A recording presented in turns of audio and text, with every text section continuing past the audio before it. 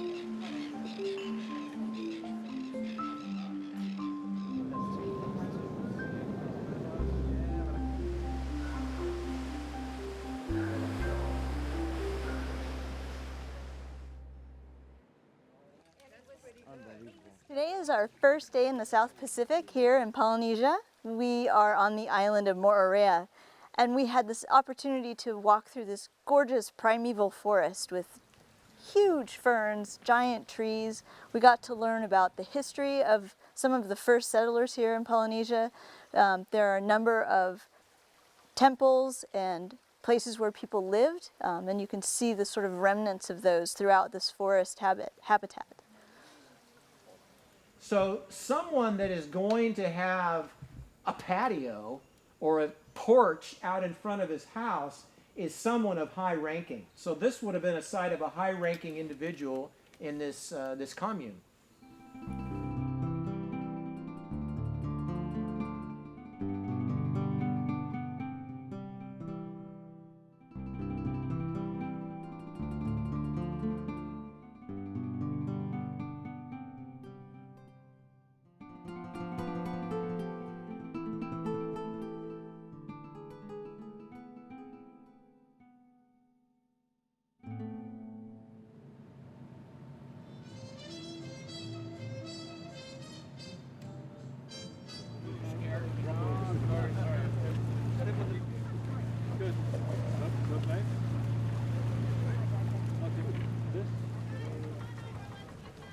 Today we're on the island of Taha'a, known throughout French Polynesia as the Vanilla Islands.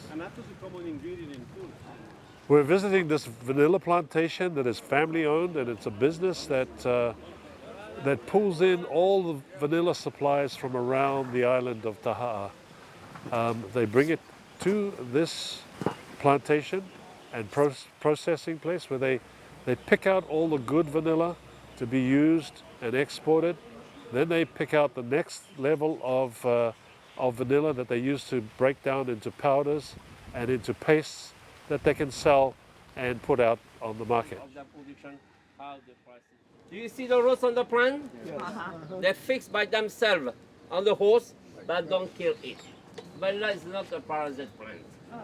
This is how it looks like a vanilla flower. You can see it's a kind of orchid. Do you know where come from originally the vanilla plant? Madagascar. Mexico.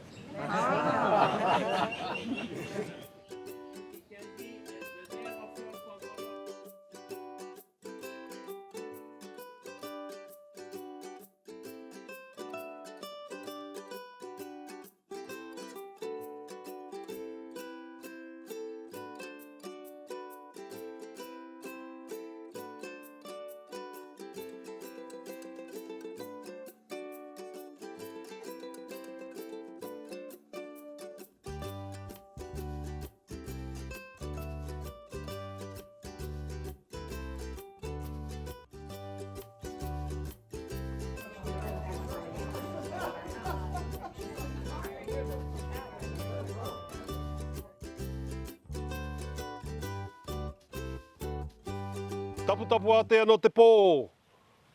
Tapu tapu atea no te ao. Tūro oromai. So that was a greeting for you, and also being a descendant of this marae here, I welcome you. With the National Geographic Resolution, this is her first time in Polynesia, as you all know. It's only right that we bring National Geographic Resolution and all the family that she has on board into the realm of the spirituality of this place that we're in. I will do a chant, which will be a blessing for the National Geographic Resolution, our ship, and in bringing her into the family of vessels that are being blessed by this special place, and giving her the goodwill and the right to continue on throughout Polynesia under the guidance of the spirits that we have here with us today. Pari mai e mātou. Te ia ta mātou pahi o the National Geographic Resolution. Te toa moana o mātou.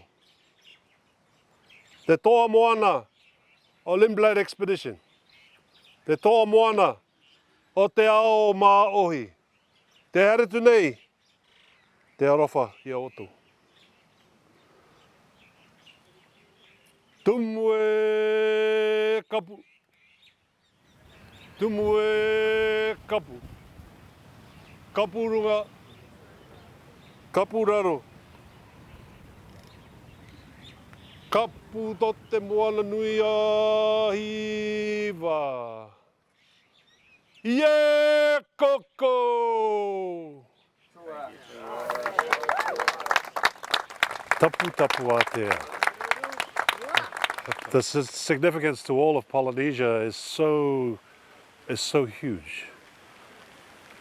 A place of communities of chiefs from so many different islands around all of Polynesia. This here is the center piece for all of Polynesia.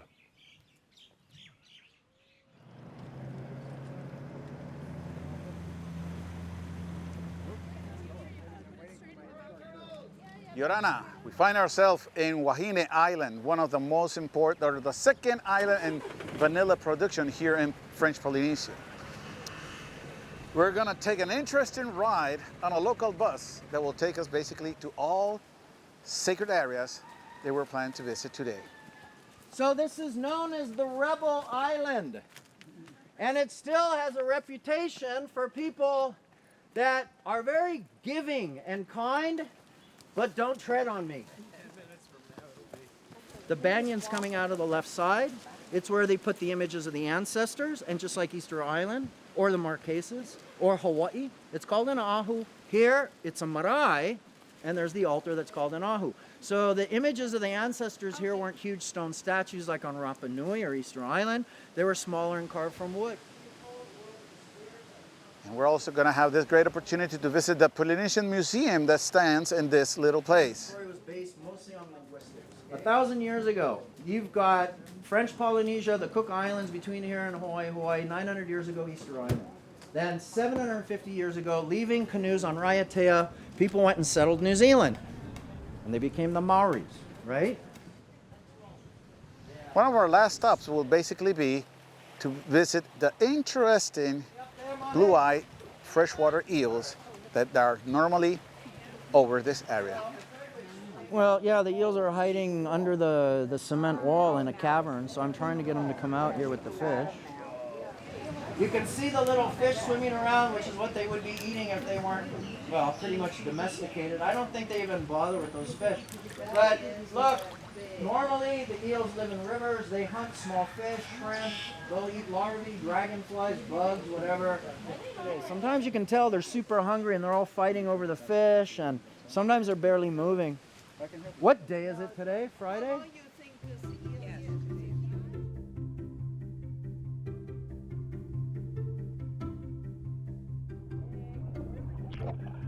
Visiting French Polynesia and anywhere in the Indo-tropics wouldn't be complete if you didn't take a little time and put your face in the water just to see the happenings of the coral reef.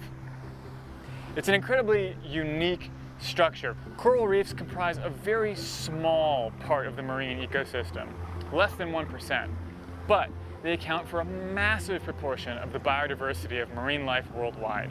So we just have to take a little time to go out and snorkel. The Society Islands are a beautiful place for this operation.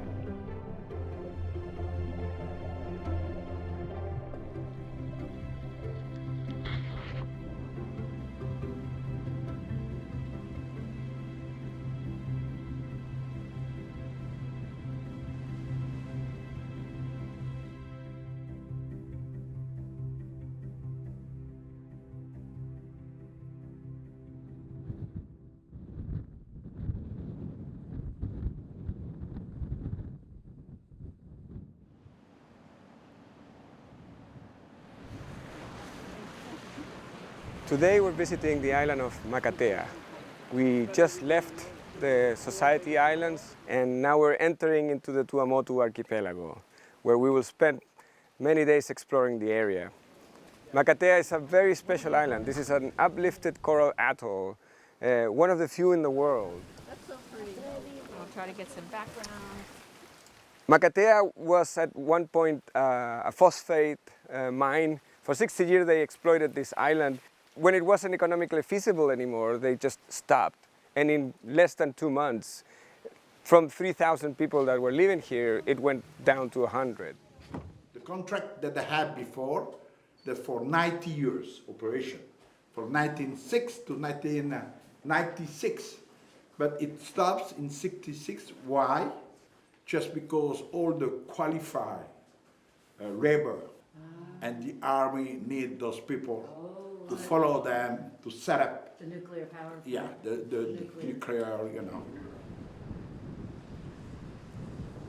It's a very unique place in French Polynesia. There are many different things that make this island special. It's a beautiful forest area. We have endemic species of birds, and we have the grotto. Is this where the cave is? This is it. So exciting. Thank you.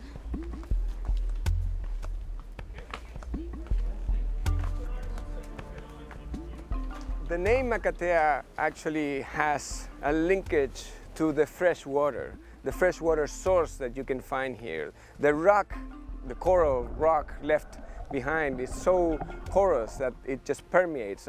All the rainwater comes through the stone all the way down, and it flows in streams underground all the way to the shore. And in this cave we find this fresh water coming from the rain, dripping up from the roof in these big, beautiful vaults where people were swimming today and having fun. It's I've never seen this in any other island like that in French Polynesia.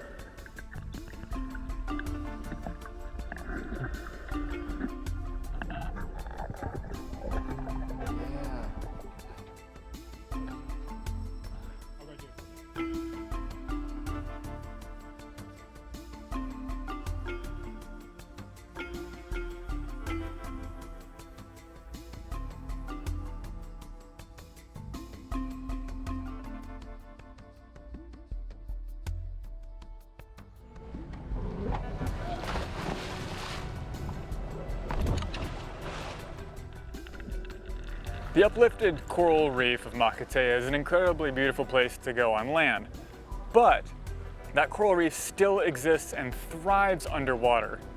We get a chance to poke our heads beneath the waves and take a look at the thriving community of underwater invertebrates, as well as fish and other creatures that make their home just offshore of this incredible island. One of the top predators of this ecosystem is the white-tip reef shark. It's a delight to find them living in their home and the sign of a healthy ecosystem.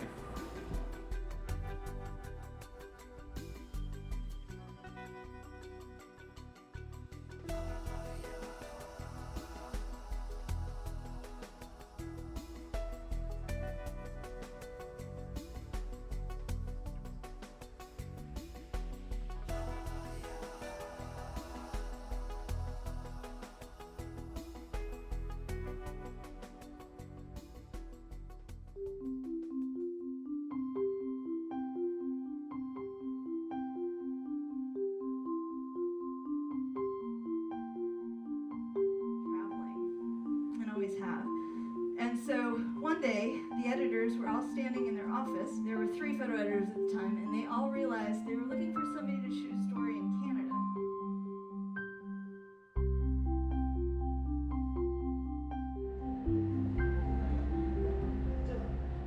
Just inside the bar here is the aquarium of Rangiroa, right inside the path. Many coral species live inside the break here, and it creates a habitat especially for juvenile fish, things like wrasses and parrotfish and small butterfly fish, even the sargents that are absolutely everywhere. We were totally swarmed by them today. It's a really special place to get to dive and get to snorkel for a little bit, and it's clear to see why it's called the aquarium. Juvenile fish and coral species are so abundant here because of the warm water and nutrient-poor conditions that allow for coral habitat, but also we're just inside the atoll here, and that cuts down on the harsh wave energy of the open ocean a lot. So it's much easier for small, dainty, delicate fish to grow up to be big, strong, hardy fish.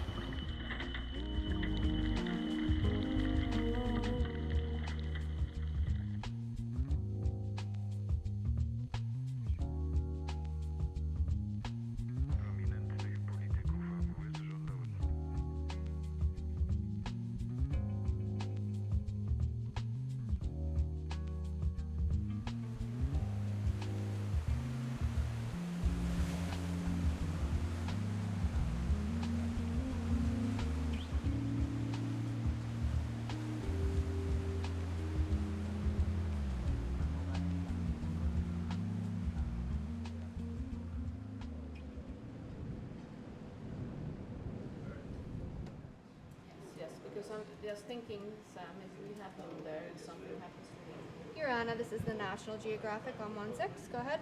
Okay, Waita, this is Captain in Island Kauai. Good morning, sir.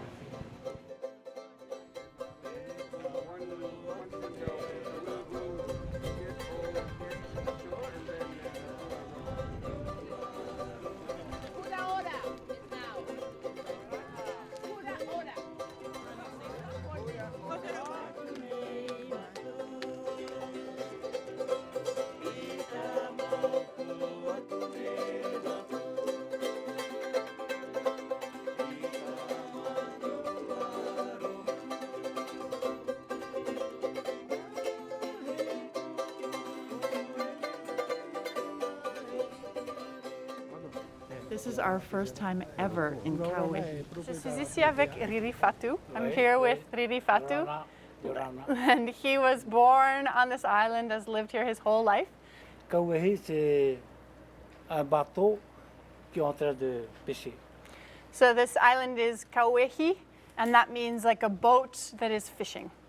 Et maintenant, il y a l'artisanat, il y a un peu de tout.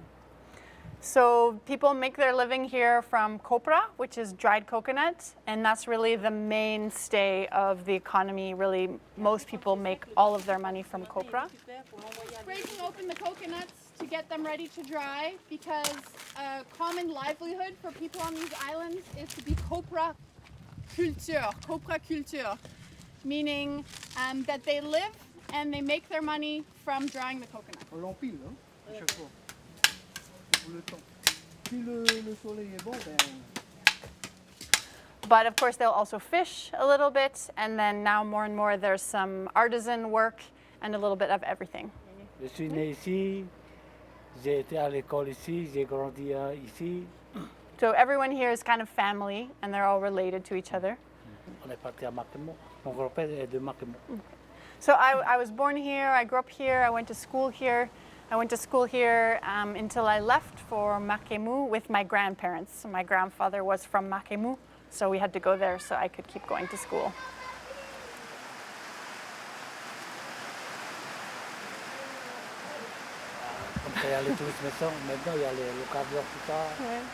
So yeah, I'll stay here. I do copra, I fish a little bit, and you know, when there's an occasion for something like this to meet people, and that's good too.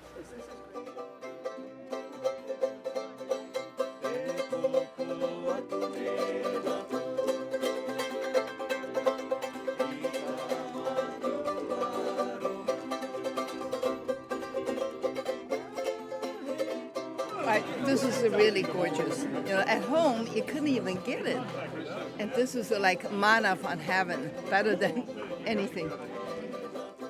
It's a beautiful island. Very simple living, but it's gorgeous.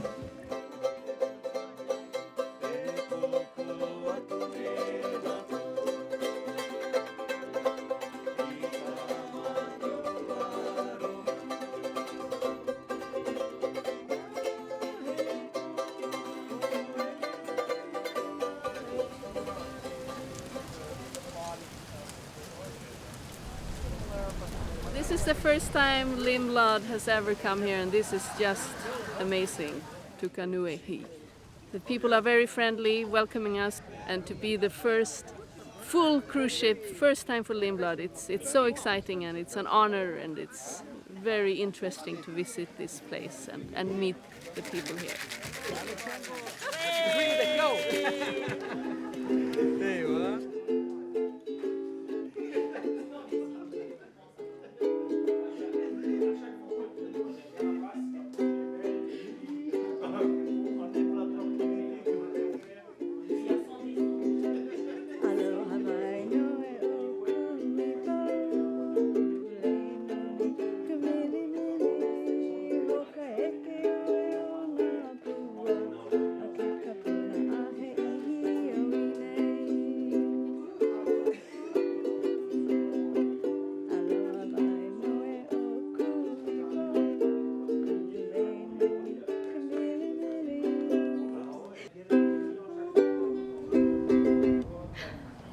That's all I got.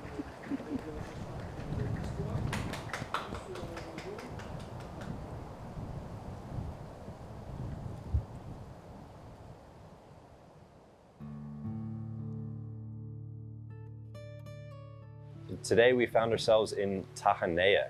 It's an atoll in the Tuamotu archipelago. We entered through one of the passes on the north side of the island, and an atoll. Back in the day, we had our volcanic activity. It pushed this land up and up. And when we have this little island in the middle of the Pacific, it's a beautiful spot for corals to form. So corals, they secrete this limestone, calcium carbonate structure that goes around the whole island. And then over time, with weathering, the landmass sinks down into the water, and we have left this coral surrounding. So our atoll, we have this ring in the middle of the Pacific Ocean, and usually where the fresh water escapes from the island from all the rainfall is where we get this little pass that the ship is able to maneuver through.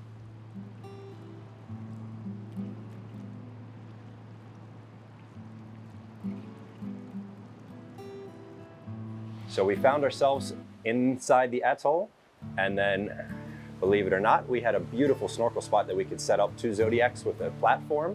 We had a nice sandy bottom, coral bommies all around, beautiful colors of the corals for snorkelers to see and weave in and out. Lots of reef fish. We had a few chances to see white-tip reef sharks, black-tip reef sharks, and gray sharks swimming around us.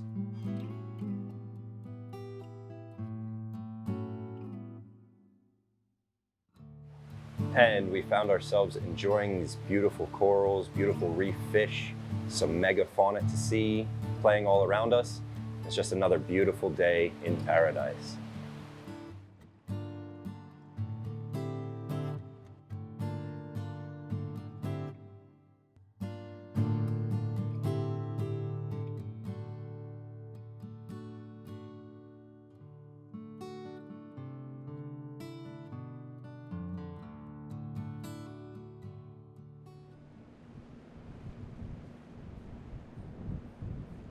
So today we found ourselves on the atoll of Hao, still in the Tuamotu archipelago.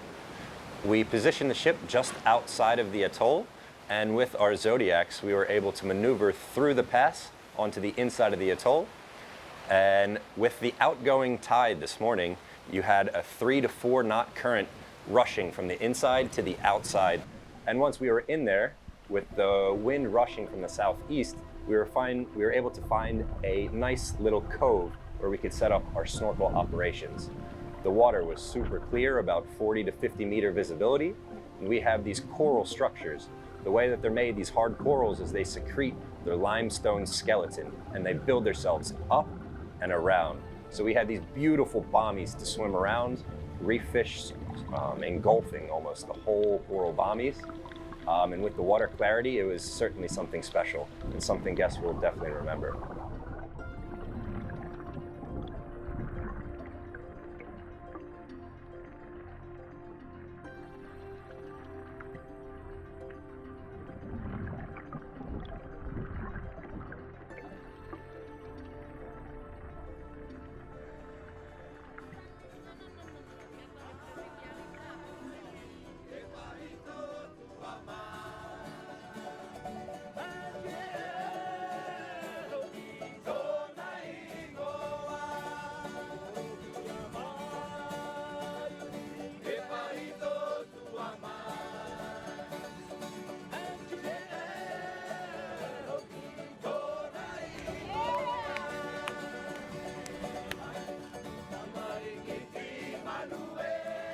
Today we are here on the island of Amanu and a small village called Ikitake. And this is the first time that any ship has visited this village.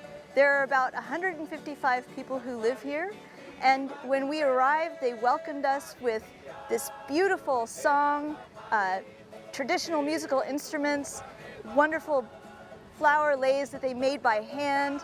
The mayor greeted us personally. And I'd like to present the mayor of this village.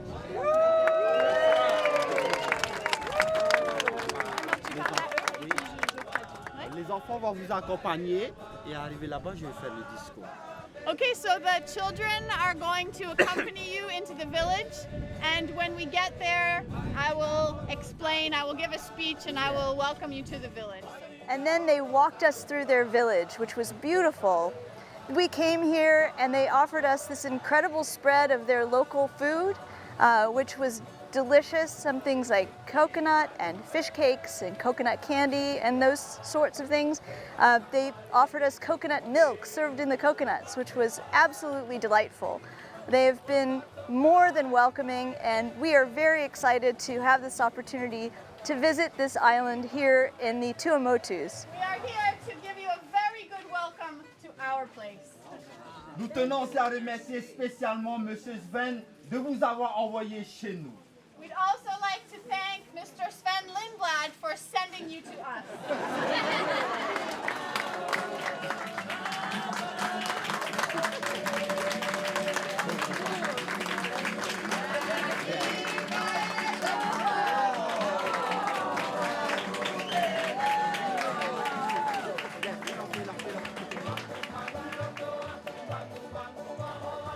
So after we were greeted with this beautiful spread of food, we were invited to the courtyard underneath the tree here in the center of the city, right next to City Hall. And the children gave us this beautiful dance that was so sweet. And then the children invited some of our guests up to dance with them. The mayor led the children in a traditional dance, and they were very happy to have us as guests, and we were very happy to be here as well. I've learned quite a bit today. They've invited us to take photos. They've invited us to sit and eat with them. And this is the kind of enriching experience that we hope to engage our guests with on a National Geographic expedition. I can think of no better place that exemplifies the National Geographic Society spirit than where we are today here in the Tuamotus. Being in a place like this is so rich visually. You have these beautiful women with flowers in their hair, men that have on their traditional patterned clothing from Polynesia, the children that were wearing traditional clothes with headdresses and flowers and coconut-made skirts, and they are being taught the traditions of this culture. And we were invited in specifically to enjoy it with them, which was an incredible gift and very giving of this community, and for that we are grateful. This is exactly the kind of thing that I love to photograph, being invited into a culture, being able to experience firsthand the beauty, The flavors, the weather, the landscape, all of it is here. Everything that I would ever dream of in Polynesia is right here in this tiny village in the Tuamotus. I'm speechless. Did not expect anything like this. This is what Lindblad is all about.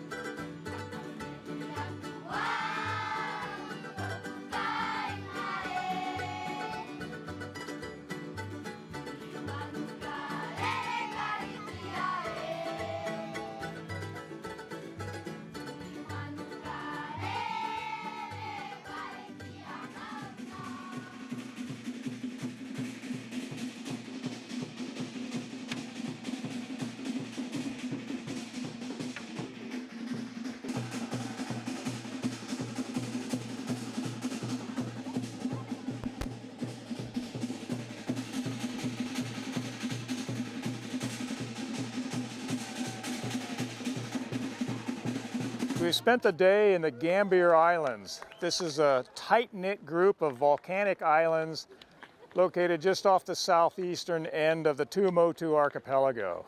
And this is truly a spectacular place. Now, this is what we all think of when we dream of the South Seas islands. You know, lush and green. This huge lagoon has many openings, and the conditions inside here are perfect for the black-lipped pearl oyster. And the main industry of Mangareva today is the black pearl industry. And everywhere we've gone, we've seen people selling pearls, raw pearls, and also pearl jewelry. It's amazing. I mean, these are beautiful pearls, and they're thought to be the best in Polynesia, coming from right here.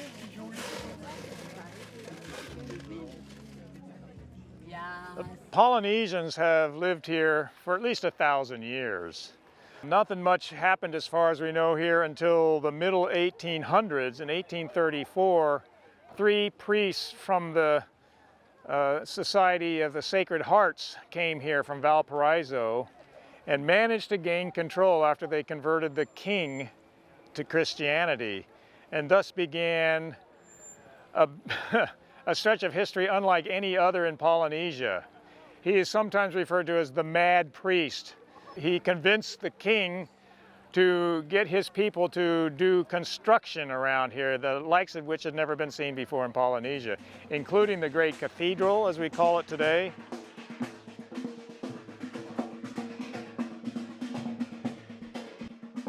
We were welcomed by dancing when we arrived, and it was wonderful. But it was very different, as everybody noticed, than what we've seen in the rest of Polynesia. There's no hip swinging, there's no suggestive dancing here because of Father Laval in the middle 19th century put a stop to that. So, you know, the culture was completely changed at that time.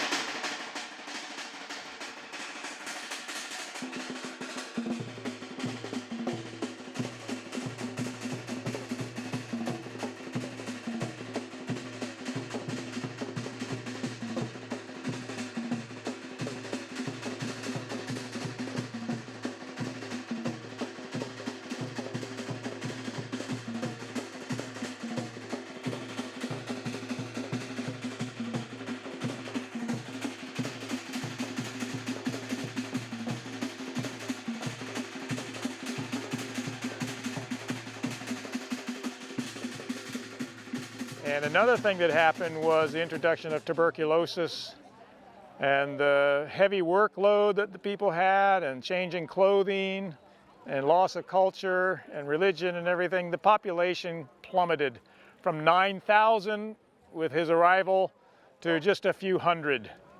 And during his inquiry in Papeete, it is said that his response to the question as to why so many people had died under his tenure, his answer was, "They have but gone more quickly to heaven."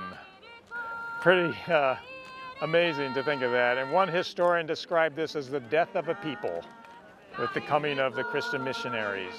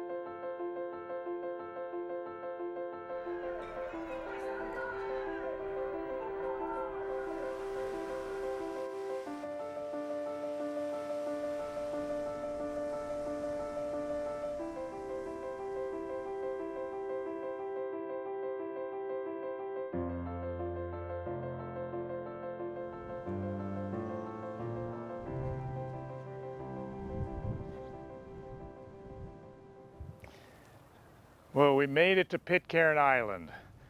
Without a doubt, this is certainly one of the highlights, if not the highlight of the entire voyage. We have wonderful conditions, and it's just a beautiful place.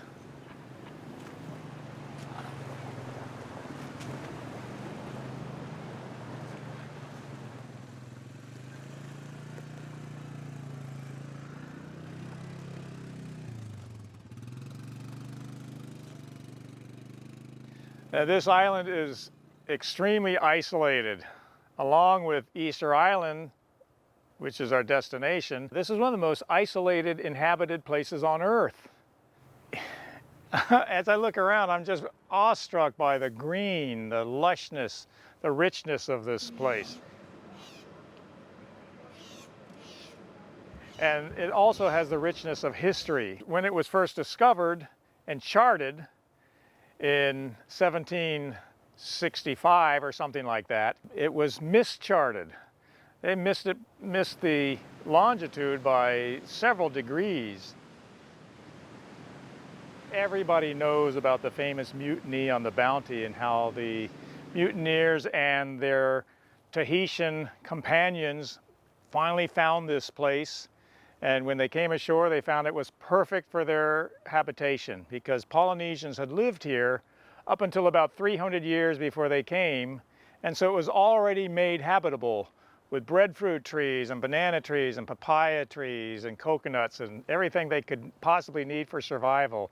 It must have seemed like a paradise and just couldn't have been better. The only problem was they couldn't get along. And after several years, there had been deaths and murders, and yeah, it took them a while to sort that all out, and very few of the Bounty mutineers survived more than just a few years. But their children survived, and there's a population of nearly 50 people here now, and they're very friendly and they're very excited about our visit because they get very few visitors throughout the year. Here's the Bible. Bounty Bible. Yeah, we get various artifacts found all the time, and sometimes just left at the door. This one I got was left behind this morning. Just various nails that have been found in a place by the sugar mill. Nails made from the original Bounty. Copper nails and a bit of pottery from somewhere. We'll try and find where that's from. So we now have everybody on shore. Some of the locals are going to give us guided walks. We're going to see all the important sites, the historic sites, the natural history sites. And I'm just so excited to be here, as is everybody else. I think this island is magical. It's just slush, beautiful, lovely people. I'd like to spend more time here. It was made by Randy Christian on Pitcairn Island, and he is an 8th generation descendant of Christians. So that's pretty amazing. We're happy to have it.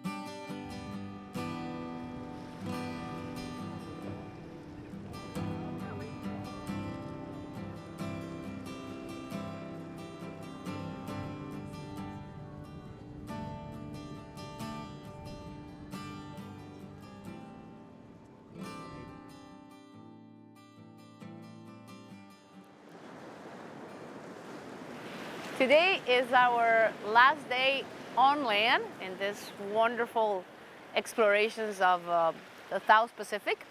Today we are at Duchi Atoll, and is a very nice large ring comprised of 4 main islands, and we are setting foot on Arcadia. The whole atoll is a very important seabird rookery, and that's where you're hearing constantly. So we have several species of seabirds. Normally what we do is the silhouettes will tell a lot about the bird and what they're doing. So you have frigates, petrels, boobies, and they nest in the island. All these archipelago, together with Pitcairn and other 2 islands, are part of one of the largest marine preserves in the world that covers over 300,000 square miles of protected area in here. Why they're choosing this beautiful place? There's no predators on the island, and there's plenty of food. So the parents can go, bring food for the chicks, and then you'll just see cover island with all these beautiful birds. It's a majesty of a sanctuary, but not just that.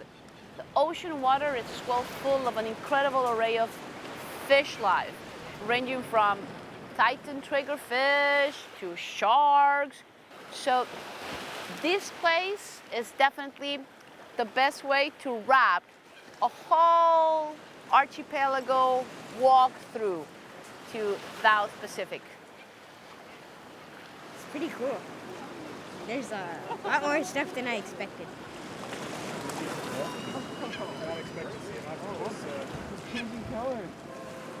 The trip has been the best trip of a lifetime. We've enjoyed the staff, the boat, the expeditions, the excitement on the Zodiacs, the incredible hikes, just the right amount of adventure and peace and mindfulness. It is perspective changing in terms of seeing all the wildlife, in terms of seeing these beautiful, spectacular islands. But I think the best thing was the people that we've met. We've met incredible people on the islands, and everyone's just so welcoming and warm, as well as the great service on the ship.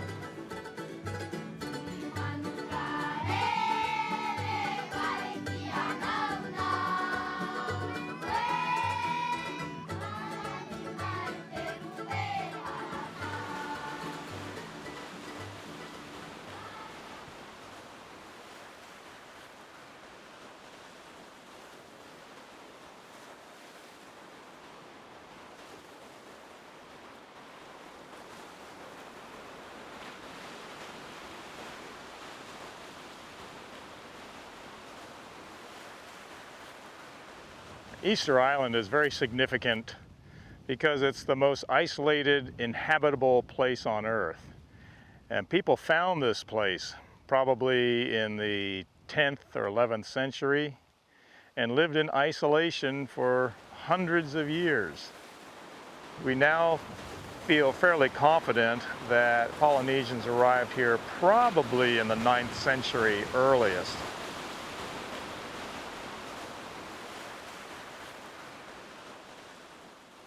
There are more than 900 moai on the island, and they are essentially individually deified ancestors. So each one indicates a specific person. The earliest statues are very Marquesan-like. Round heads, squat bodies, typical of what you find in most of the rest of Polynesia. And the evolution of the elongated, gigantic structures took place right here in their isolation. The island is famous for the immense stone statues that were carved by the ancestors in this place. The quarry in Easter Island is a very special place because here most of the statues, over 90% of the statues around the island was carved in this very same place. There's about 300 statues in different stages of completion in this one section of the mountain. the volcanic tuff, the stuff that these statues are made of was the perfect material for the Rapa Nui people to build these statues and move them around to the whole island. This expedition has taken us from Tahiti all the way to Easter Island. I can't think of a better ending to this voyage than the magic Rapa Nui.